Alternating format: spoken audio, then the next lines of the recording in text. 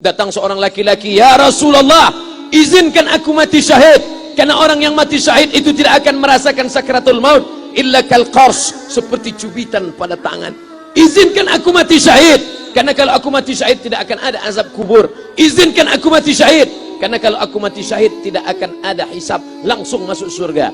Nabi bertanya, "Alaka min ummin, ibumu masih hidup? Ibumu ada di rumah?" "Ya." "Ilzam rijlaiha fathammal jannah." Urus tapak kakinya, akan kau dapati surga di sana.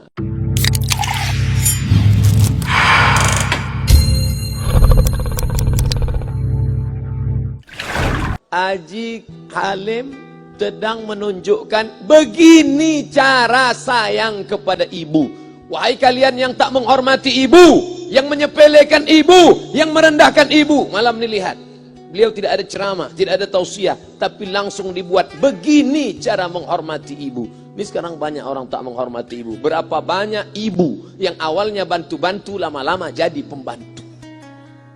Dulu dia tidak tarawih, kenapa? Karena kita menangis merengek di rumah. Sekarang di hari tuanya dia tidak tarawih juga. Kenapa? Dia menjaga cucunya. Berapa banyak itu terjadi? Jangan sampai. Dia tidak pernah menolak cucunya, dia sayang. Tapi kita yang berpikir, berapa kali dia tidak jadi sholat duha karena kita kencing di kaitnya. Berapa kali dia tidak tarawih karena kita menangis merengek sampai subuh datang. Berapa kali dia tidak iktikaf karena kita.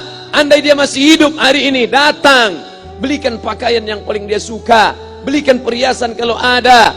Andai tidak cium tangannya, tapi yang sudah meninggal dunia, jangan lupa kau doakan, Rabbil firli wali walidayya warhamhuma kama rabbayani shaghira. Berdoa pun kau tak mau, apalagi yang akan kau bawa menghadap Allah Subhanahu wa taala. Meregang nyawa dia melahirkan engkau. 9 bulan 10 hari kau menumpang di perutnya.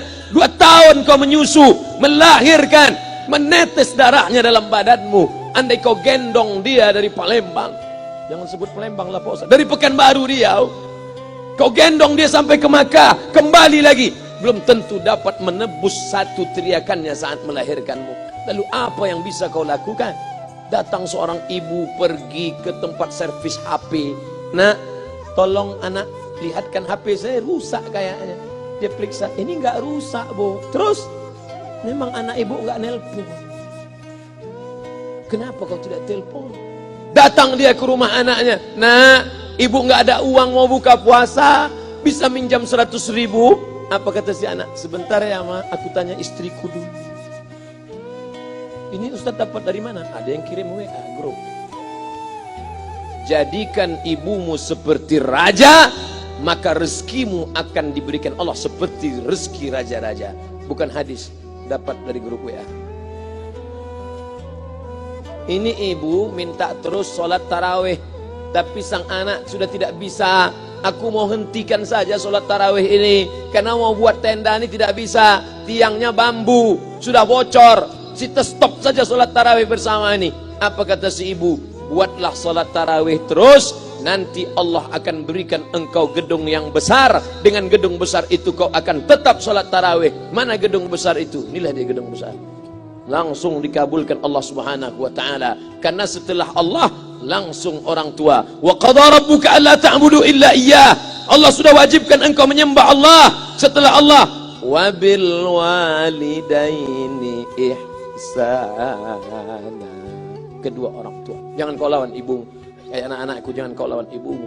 Karena kau lawan ibumu, kau tak pernah mencium kebahagiaan. Walaupun hartamu banyak, kau akan berenang dalam air mata penderitaan sampai kematian datang. Ada pezina hidup di dunia senang, ada pecandu narkoba hidup di dunia senang, tapi orang yang durhaka tetap dapat dosanya dibalas Allah di akhirat. Di dunia juga dapat.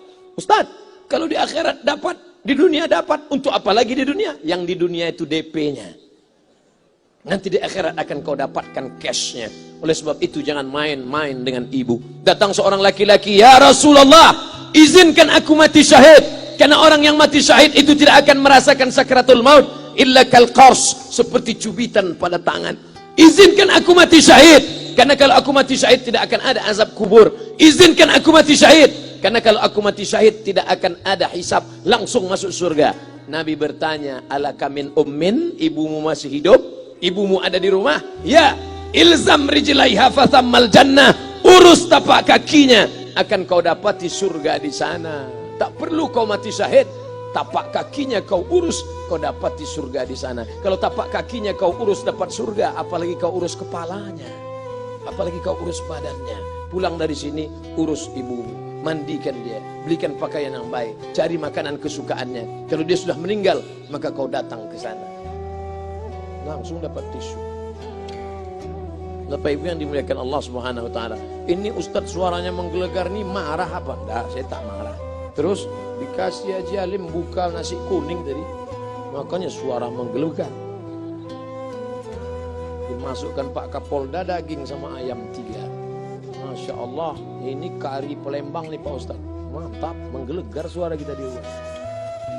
Bapak Ibu yang dimuliakan Allah Subhanahu wa taala, datang seorang laki-laki, kata Nabi sallallahu alaihi wasallam, nanti akan ada laki-laki yang datang kemari minta doanya, doanya kabul. Sahabat heran, kami yang hidup sama Nabi, kami yang perang sama Nabi, kami yang jihad sama Nabi, kenapa mesti minta doa dia? Dia tidak pernah ketemu Nabi. Pokoknya nanti kalau dia datang, minta doa sama dia. Setelah Nabi SAW meninggal, barulah dia datang. Orang itu bernama Uwais Al-Qarni. Kenapa doanya makbul? Dia merawat ibunya. Kalau ibumu kau rawat, doamu dikabulkan Allah Subhanahu wa taala. Apa yang kita lihat malam ini adalah buah bakti kepada seorang ibu.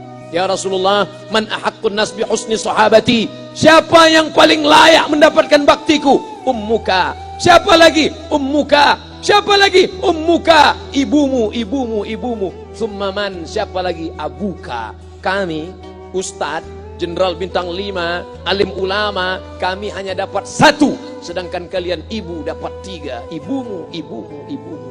Kenapa ibu dapat 3? Karena ibu bisa melakukan 3. Ibu mengandung, ibu melahirkan, ibu menyusukan. Kalau bapak mau dapat 3, coba yang 3. Pulang dari sini, pergi ke tempat jual kelapa muda, beli 1. Jangan dibelah, ikat di perut 9 bulan 10 hari. Kalau mau merasakan melahirkan, pulang dari sini, pergi ke tempat jual mangga. Telan bulat-bulat, keluarkan bulat-bulat. Emang enak jadi perempuan. Mereka luar biasa. Tanya ibumu, berapa kali dia meninggalkan puasa Ramadan? Saat mengandung engkau, 30 hari dia tak puasa. Saat menyusukan tahun pertama, 30 hari dia tak puasa. Saat menyusukan tahun kedua, 30 hari dia tak puasa. Saat dia mau ganti qadha tahun berikutnya, adik mau menyusul. Hari ini dia belum mengqadha puasanya, dia terhutang di hadapan Allah. Lalu apa yang bisa kau lakukan? Malam ini betul-betul disadarkan. Alhamdulillah, ibu saya masih hidup, umurnya 70 tahun. Saya akan pulang dari kajian malam ini. Nampaknya malam ini saya yang ceramah, saya yang tausiah. Tapi saya mengambil pelajaran. Pulang dari sini, saya akan lebih sayang pada emak saya. Saya lebih cinta kepada ibu saya. Saya malu, saya hanya pandai berceramah, berkata, tapi orang sudah mengamalkannya langsung. Haji Alim membelikan gelang ibunya 2 kali sampai 4 kali setahun. Gelang cincin. Sudah dibelikan 2 bulan, hilang. Kemana? Ada orang susah tadi aku kasih. Ternyata itu yang membuat rezeki melimpah ruah. Maka rezeki buah yang sudah matang harus kita joloknya dengan apa? Dengan berbakti kepada ibu. Bapak Ibu yang dimuliakan Allah, saudara-saudaraku yang dimuliakan Allah Subhanahu wa taala. Ibu ini luar biasa. Sampai-sampai ibu, Ustaz jangan nunjuk pakai tangan kiri lah. Oke, pakai kanan.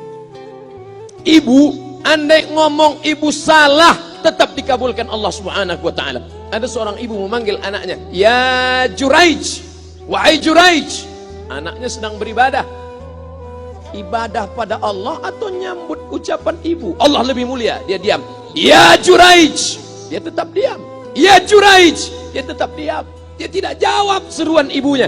Sampai akhirnya ibunya berkata, apa kata ibunya? "Allahumma la tumitshu hatta turihi wujuhal mumisat."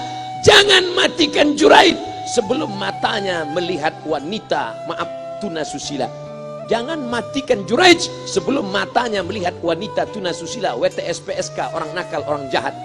Tidak mungkin ahli ibadah matanya melihat orang jahat. Tapi takdir berkata lain. Tak lama setelah ucapan sang ibu, ada seorang WTS PSK hamil, tidak diketahui suaminya, ditangkap, ditanya, siapa yang menghamilimu?